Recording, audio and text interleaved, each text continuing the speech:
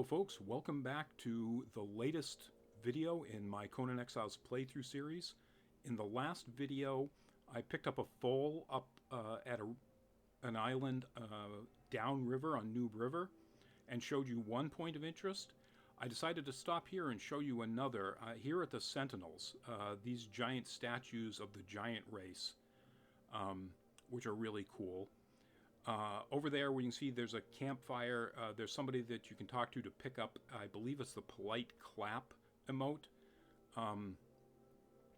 But you see, I've learned on the way up the river, I've learned the Sentinels is now showing up on my map. I had to kill these hyenas, and I would normally skin them to get the hide, but I'm heavily encumbered, and I want to leave the space for what I'm really here for, which is right there. That black thing is a vulture. Eventually, you're going to need feathers in this game, and one of the easiest ways to get them is from vultures. And along here, there's a couple of vultures that are super easy to get to. Normally, you have to climb way up the top of things like that to get a vulture. Or that giant butte that I'm looking at right now upriver, or downriver. But along here, there's a couple of points where they're hanging right at the edge of fairly low cliffs. Just take a bow, shoot one off. I'm looking down here to see if there's another one down there. And then, get your skinning knife and, boom, you've got feathers. Sometimes you can even get a little bit of hide off of these things. But mainly it's feathers. So I know there's one more down here a little bit. I'm going to be looking around to try to see whether or not there are any more. You can see there's ironstone there too, and there was some right where I started. Again, I would normally be getting that ironstone, but I'm so close to 100% encumbered that I want to make sure I leave space for anything that I get off of these vultures.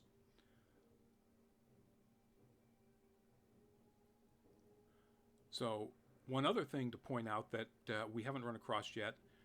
The shalebacks are non-aggressive, except for that kind right there with the reddish back. They will attack you when you get close enough, which apparently is really close for this snoozing guy. Once they have triggered aggro, all of the other shalebacks around them will also trigger aggro. So you'll have to take out all of them. Not that that's a big challenge. See, he's already dropped from bleeds, and that one's done.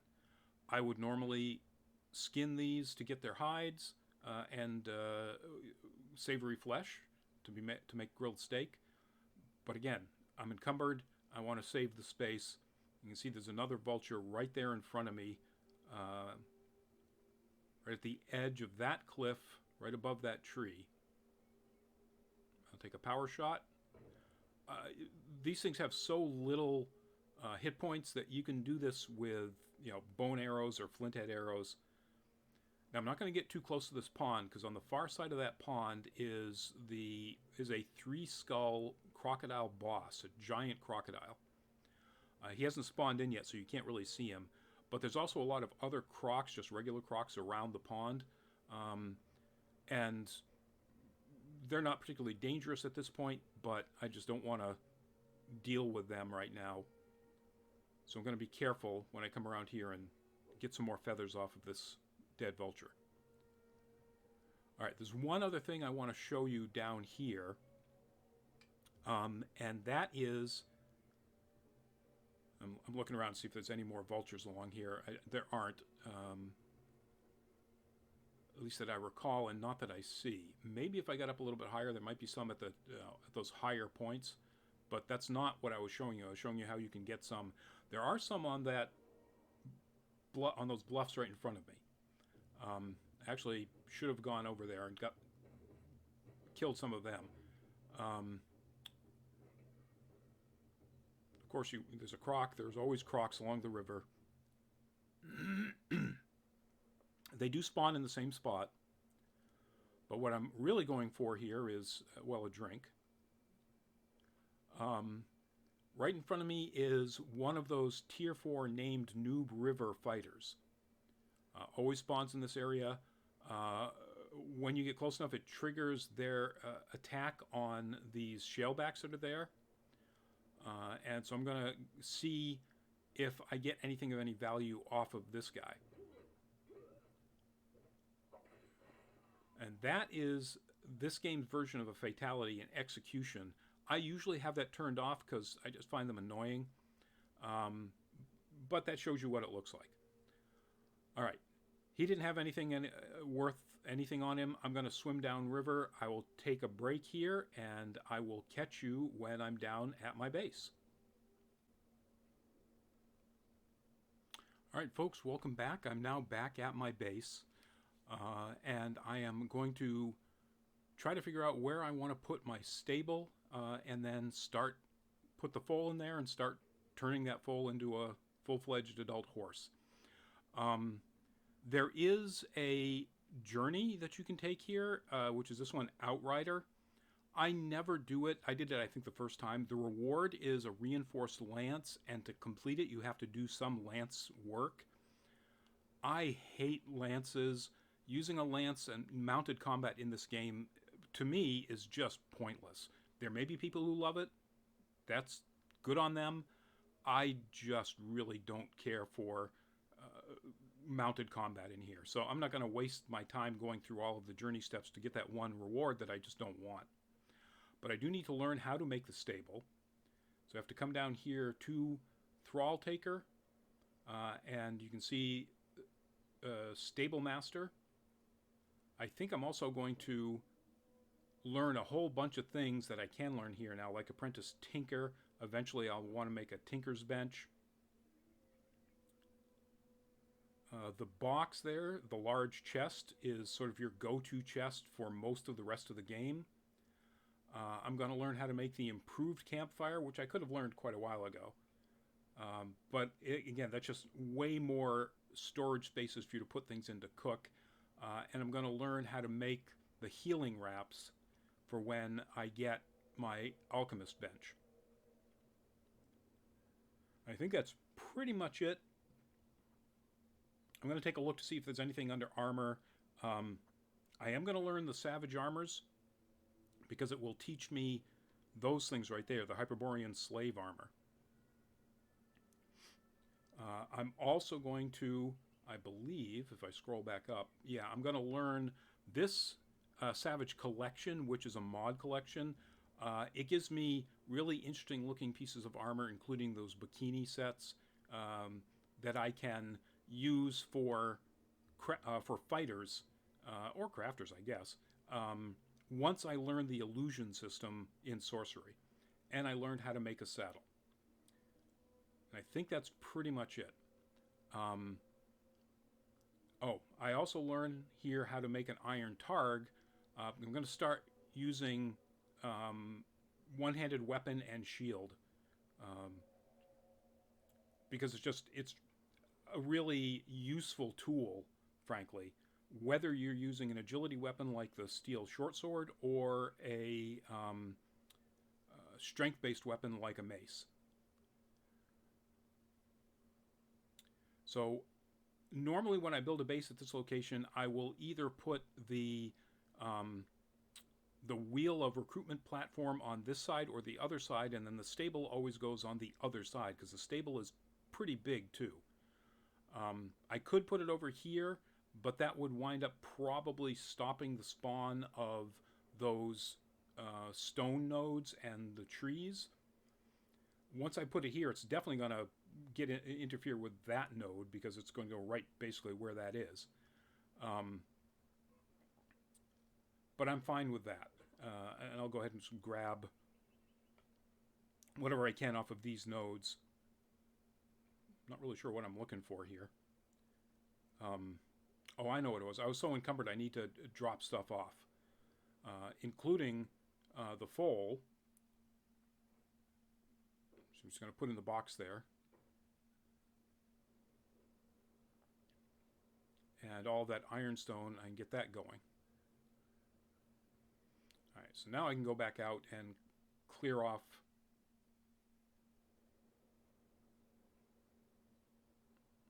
these two stone nodes open up the space for me to make my stable.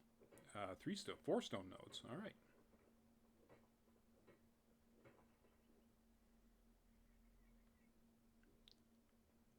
All right. So now I'm going to figure out what I need for the stable. It's under companions.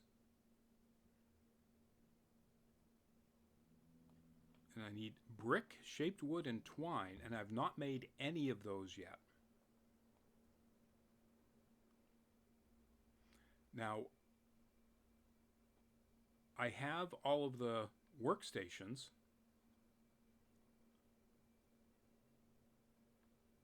You see, I'm going to, like I usually do, I'll go ahead and try to place it, even though I don't have all the stuff for it, just so that it's the... Oh, I guess I'm not. All right, I thought I was going to do that.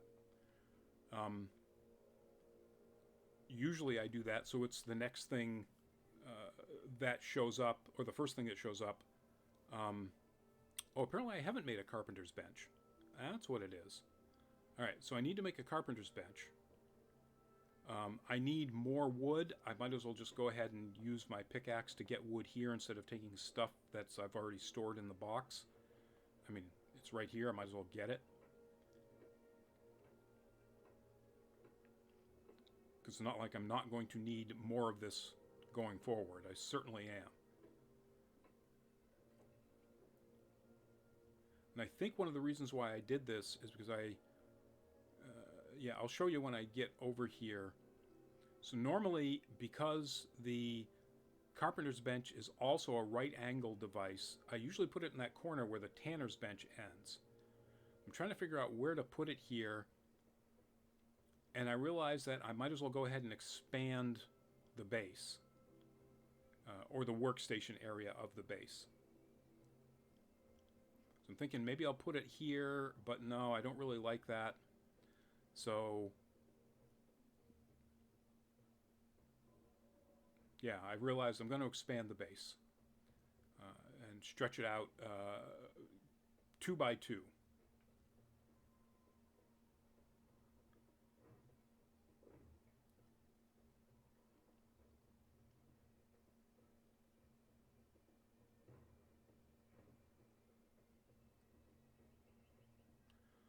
Put the fences back. Realize this is really annoying. You can't put a fence in the correct direction when it's up against a doorway for some strange reason. And you always want the fences to be facing out, so those spikes there will actually stop whatever's coming at you. You see, I can't put one there because that torch is in the way. So I move the torch.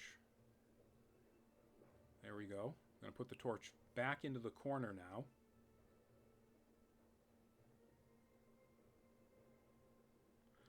And now I have plenty of space over in the corner to make my carpenter's bench.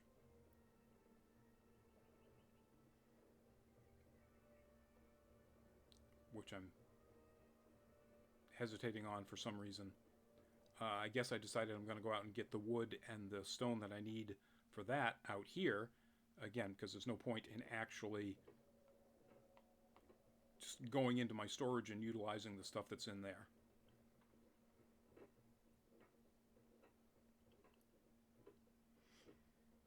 So I'll go ahead and take down a couple of trees. Swap over to the pick.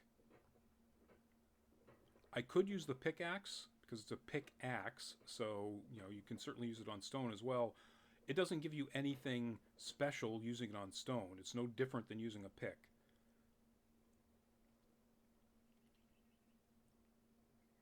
So there's no point in wasting its durability on going after stone. All right, so now Inigo is wandering around. It took me a little while to try to remember what was going on because I thought I had turned off living settlements, and I had. But again, I need to restart my server, which means shutting down the game, before that can actually take effect. So what he's done is he's wandered over and he walked outside, and I don't know why they do this, but he's wandered over to the thrall pot to eat stuff.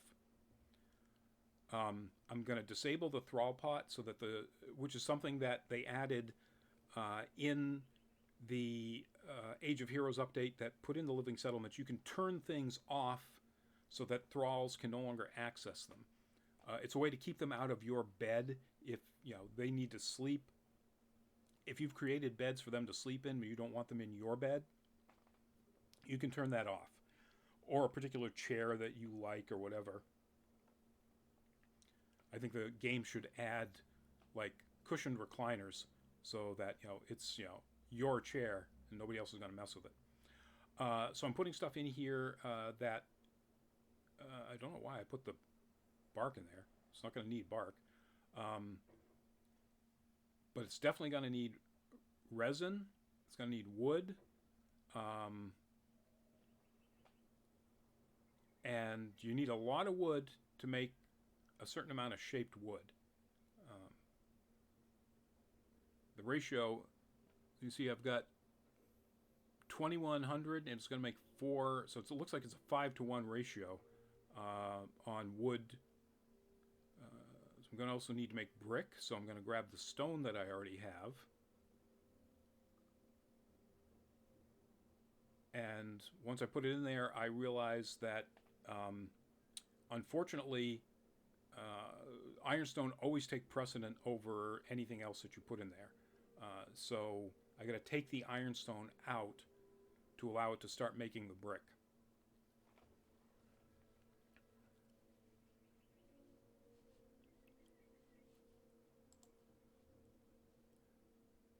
All right, so it's going to take a while for it to make the shaped wood.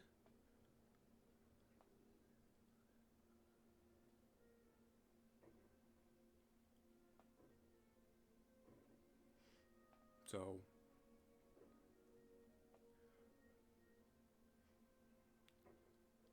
trying to decide whether or not I needed to pick up any more. See, now Inigo is going off to try to find a place to rest, but I've not made any places for him to sit down, or apparently they won't lay down on a bedroll, so he just stands there.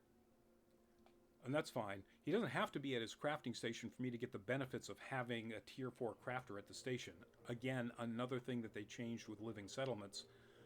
As long as they're within a certain distance, and that distance is huge, well more than the size of this island, of their crafting station, you still get the benefit of having them there.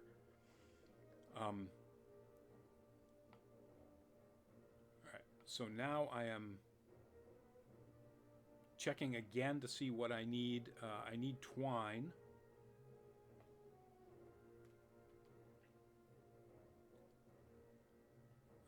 I don't yet have enough shaped wood. I'm going to grab what I have anyway.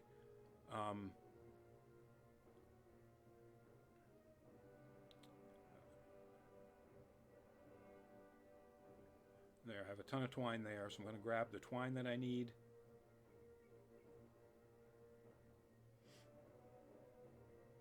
And I don't yet have enough brick.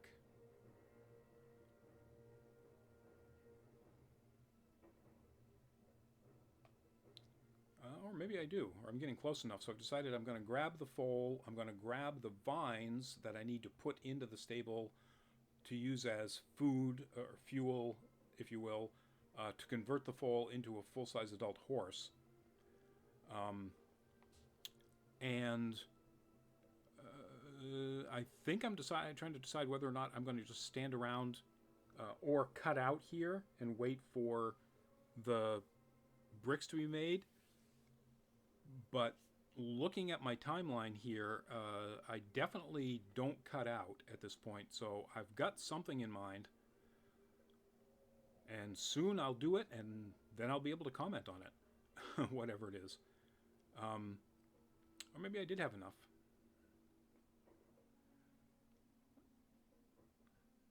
I'm not really sure what I'm going after here.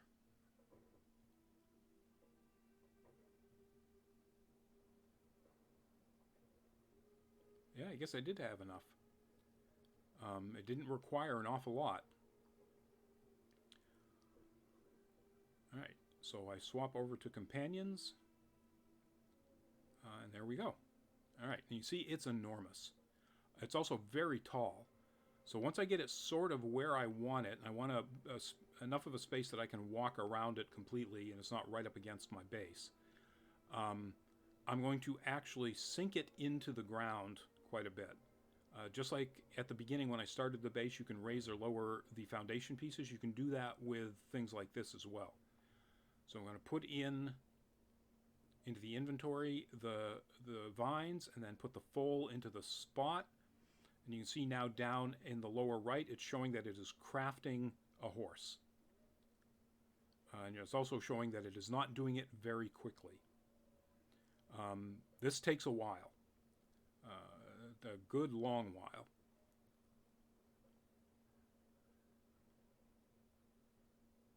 So I clearly do something else before I just cut out and stop recording here to take a break in this segment, but I don't recall what. So I'm talking about horses, I guess, here, or just randomly staring at the stables for some reason. And maybe I know, I'm discussing why there's value to the horse and showing you just how slow it is. It hasn't even moved a tick at all. So I guess I'm explaining why I'm going to be taking the break. Plus, talking about why there's an advantage, I guess. Oh, I know what I need to make the saddler's work table, and for that I need more shaped wood, some leather, and more twine.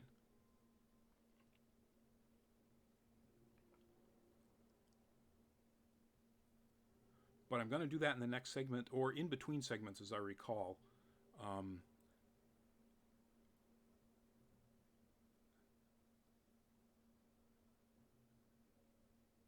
So I am talking about something important here, I'm sure. I really don't recall what it was. Kind of wish the audio had actually worked. But on that note, I will see you when we come back after the break, after the horse has been converted. Okay, folks, welcome back. While I was off camera waiting for that foal to turn into a horse, you might notice I've done a few things that needed to get done. I'm sure you can't tell. I'm sure you have no idea what it looked like before, but I'm now wearing a medium chest piece. The benefit for this is it's a little bit of an increased armor level, but mainly it gives you a plus 15 to carrying capacity. So I will continue to add to the various types of armor, getting them up to a medium level. Because I did that, I gave Inigo here my light armor chest piece. That's something you can do now because of the changes to living settlements. Before, your crafters were basically wearing the coarse clothing that I'm wearing in my pants and so on. You've always been able to upgrade the armor of a fighter or an archer, and right now Mandugai has a chest piece and tassets and boots of heavy armor. The boots, I made the chest piece and the tassets. The boots, I lucked out. I killed one of the named crafters, not named crafters, one of the named tier 4 noob river fighters, and they actually dropped a set of heavy armor boots. So Mandugai has much higher armor level than she did before I cut out from the end of the last segment. What I was saying about Inigo is that you can now put your crafters in different clothes or different armor. And I gathered a whole bunch of hide because I realized I needed a lot more leather to make more armor pieces and so on.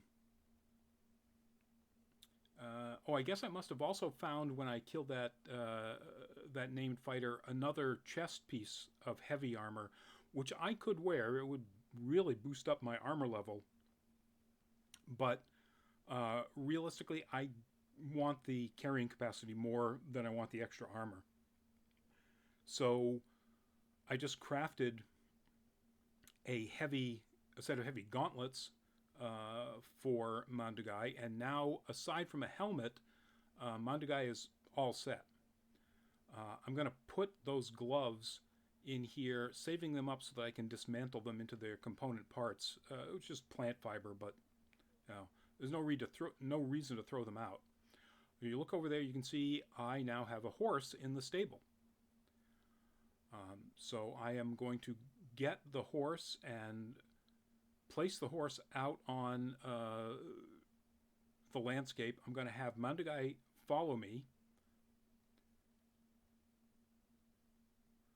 And I cooked up some of the meat that I got, some of the savory flesh that I got from killing all of those shellbacks that I got all of that hide from.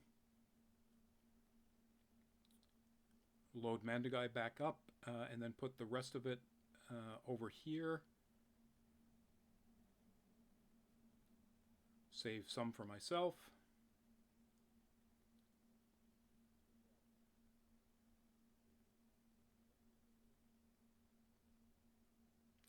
Now, you may notice that you can hear almost nothing of the background sounds.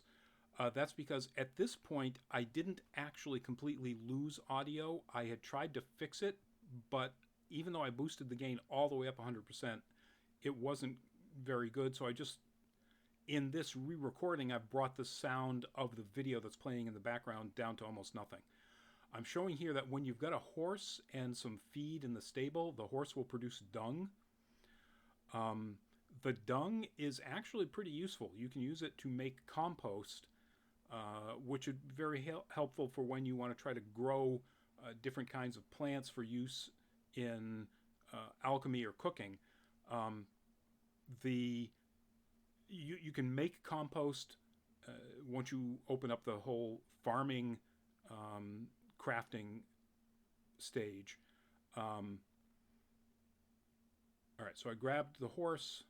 I'm going to put the horse on my hotbar and then out on the landscape. And boom, there's a horse. Without a saddle on the horse, when you click on the horse with the E key, it opens up the inventory. Let me show you to do that. There we go. Just like if you were to do that with any workstation or a fighter or so on. Now I'm going to put the saddle on the horse, I think, in a second, maybe, or eventually. I'm going to put the saddle on the horse, and now that the horse is saddled, and I'm going to give it the food, if I click on just the E key, E is mount now that there's a saddle. C is dismount. And now I have to hold down the E key to bring up the rotary menu, just like holding down the E key with any other follower. And that's how you get into the inventory here. I will guarantee that throughout the course of these various video playthroughs, I will screw that up. I do it all the time. I will try to get into the inventory and think it's just like any other follower. I'll just hit the E key and suddenly, boom, I'm on my horse.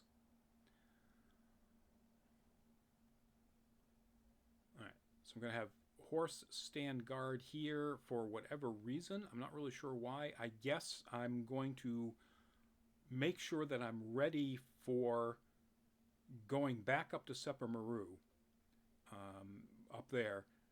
And I'm going to show you the whole trip again, but this time on a horse, and show you why or how it's so much faster, so much easier to do this on a horse. But I'm having the horse stand there right now because I want to make sure I've got everything I need, to bring with me, which I don't think I do at the moment. Yeah, I'm looking around. I don't have the purple lotus orbs, and I definitely want those. So I have to figure out where I put them.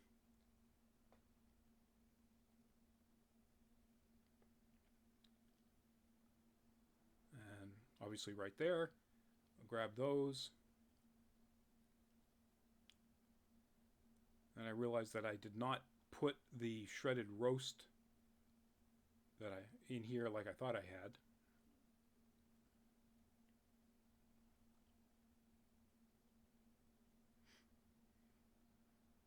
All right, and now I should be all set to head back up to, I'm not sure what I'm looking for here. Oh, I'm putting away that rough wrap, and I had put away all of my healing wraps. Those three I got from that either that tier 4 that I killed or some others. But I figure I might as well just empty out everything here that I don't really need. I'll definitely need my truncheon. I'll definitely need the leather bindings.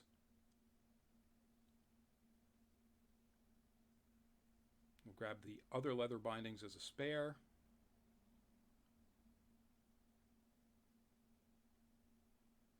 I think I'm ready.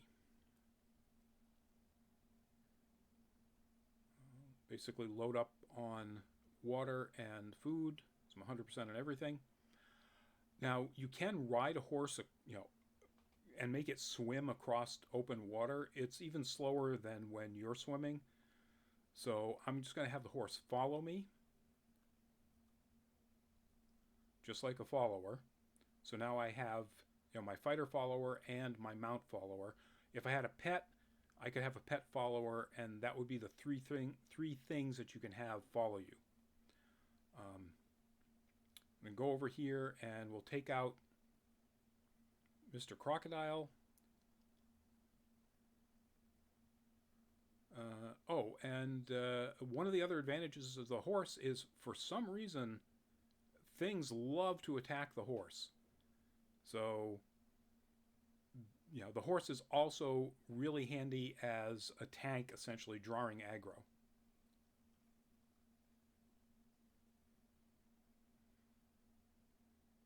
Oh, and I had picked up a perfected steel mace in my last Seppermeru run before I came down here, before I went to get my horse. And so I'm now using that.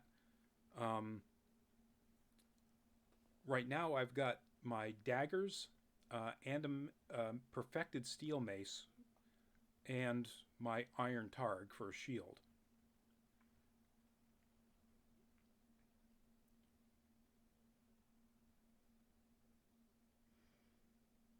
And I'm not really sure why I'm standing around, because I think I realized that I should be able to just get on my horse and start riding. I think that's where I just realized that there's no point in walking. I might as well go ahead and ride on the horse. Horse's controls are just like your controls. W, A, D and S. Right now I'm galloping, and then show you the speed of the horse, but I'm going to stop that very soon. Trying to turn while you're in a full gallop is a real pain. And I don't know if you recall from when I last went up to Seppermeru, this is a switchback. And if you were doing a full gallop here, you would basically running into the stone walls of the bluff that make either side of the switchback. So what I'm going to do here is exactly the same thing, or pretty close to the same thing. If I go right in between those trees, I'm going to show you one of the problems with being on a horse. Tree limbs are a barrier. And boom, I smacked right into it until I slid off to the side. Now if I go around this one so I don't hit the barrier, I actually caught the aggro of those hyenas that are up on the bluff behind me. They can't actually find a way down from that bluff, so it doesn't matter.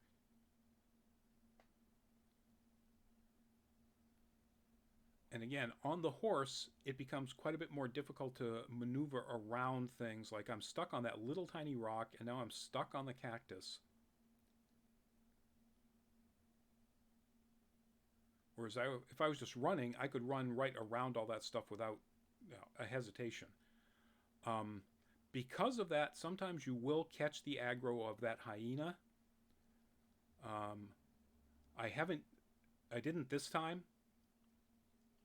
You see he's back there and not coming at me. But now I'm just going to go ahead, start the full gallop up here, and again, you go into the edge of the unnamed city, and you go through a break in the wall. And this is essentially exactly the same path as I took when I did this on foot. But because I can gallop on the horse, it's a lot faster. Now you notice in my heads-up display, I now have two sets of bars. I've got my health and stamina and the horse's health and stamina. Horse's stamina shows up in blue. The horse's health looks like it's taken damage, but it didn't actually take any real damage from that crocodile. What it is it's already gone up to level 2, and it jumped up its health from 4,000, I think it was 180 something, to 5,370. And now it's gone up to level 3, although it didn't go up any in health. But already you can see just how much faster this is, riding around here at a full gallop than just running this space.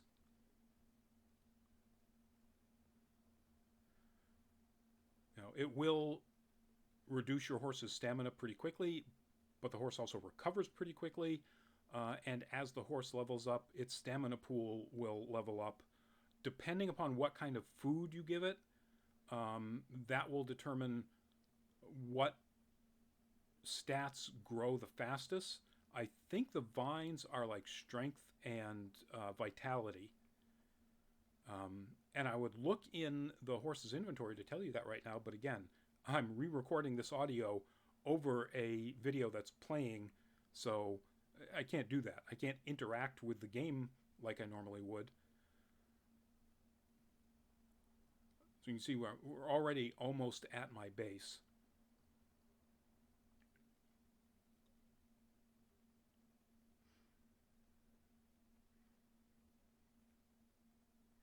And you might have actually heard that. The horse's whinny is pretty loud. All right, I use the C key to get off, and now I'm going to have my horse stand guard. Just somewhere nearby like that, so I can put things on the horse.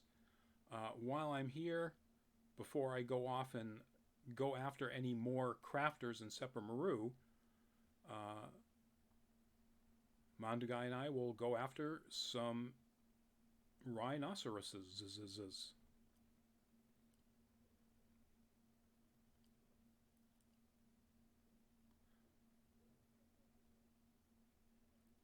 So I didn't do what I wanted to do there, which was to show you the style that you really should be using when you're fighting with a single-handed weapon and a shield.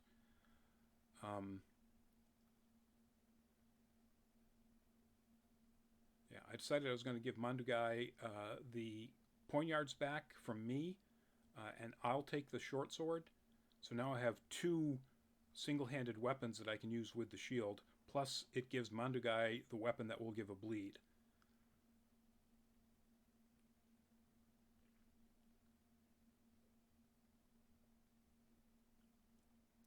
Alright, so now we head over to next Rhino. And I think this is where I show you what is the best attack pattern when using weapon and shield.